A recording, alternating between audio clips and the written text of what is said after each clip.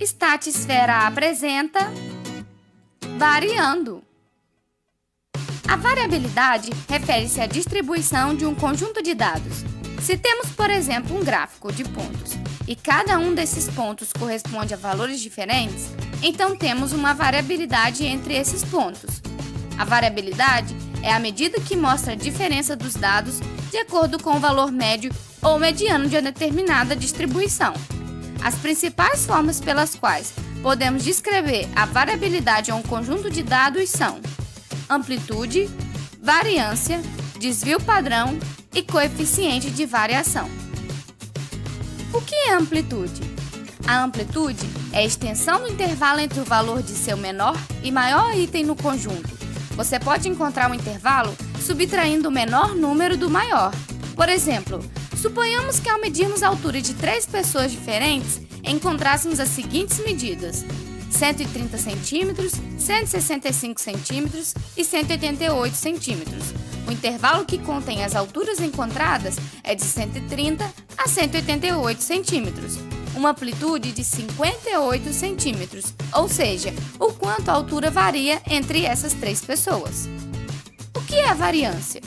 A variância de um conjunto de dados fornece uma ideia aproximada de como expandir seus dados.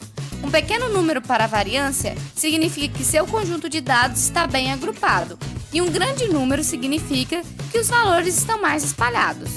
A variância indica a regularidade de um conjunto de dados em função da média aritmética. Imagine a seguinte situação: o dono de uma microempresa pretende saber, em média, quantos produtos são produzidos por cada funcionário em um dia. O chefe tem conhecimento que nem todos conseguem fazer a mesma quantidade de peças, mas pede que seus funcionários façam um registro de sua produção em uma semana de trabalho. Ao fim desse período, chegou-se à seguinte tabela. Para saber a produção média de seus funcionários, o chefe faz o cálculo da média aritmética de produção, isto é, a soma do número de peças produzido em cada dia, dividida pela quantidade analisada de dias. A partir desse cálculo, temos a produção diária média de cada funcionário. Mas se observarmos bem a tabela, veremos que há valores distantes da média. O funcionário B, por exemplo, produz uma média de 12,8 peças por dia. No entanto, houve um dia que ele produziu 16 peças e outro dia que ele confeccionou apenas 10 peças. Será que o processo utilizado pelo dono da empresa é suficiente para seu propósito? Para esse exemplo, ficou fácil concluir que há uma grande variação entre a produção de cada funcionário.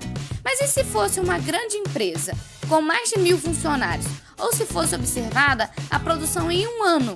Será que conseguiríamos definir essa variação com tanta facilidade?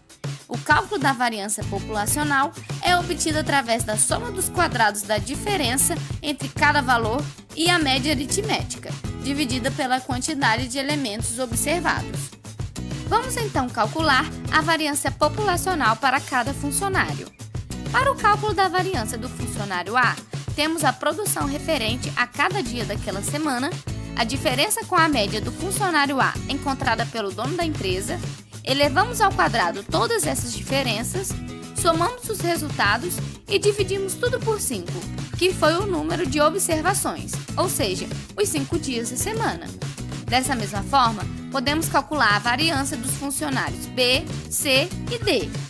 Podemos afirmar que a produção diária do funcionário C é a mais uniforme do que as dos demais funcionários, assim como a quantidade de peças diárias de D é a mais desigual. Quanto maior for a variância, mais distantes da média estarão os valores. E quanto menor for a variância, mais próximos os valores estarão da média. Em algumas situações, apenas o cálculo da variância pode não ser o suficiente, pois essa é uma medida de dispersão muito influenciada por valores que estão muito distantes da média. Além disso, o fato da variância ser calculada ao quadrado causa uma certa camuflagem dos valores, dificultando sua interpretação. Uma alternativa para solucionar esse problema é o desvio padrão, outra medida de dispersão. Mas isso é assunto para outro vídeo. Fique ligado aqui no canal para aprender mais sobre estatística. Até mais!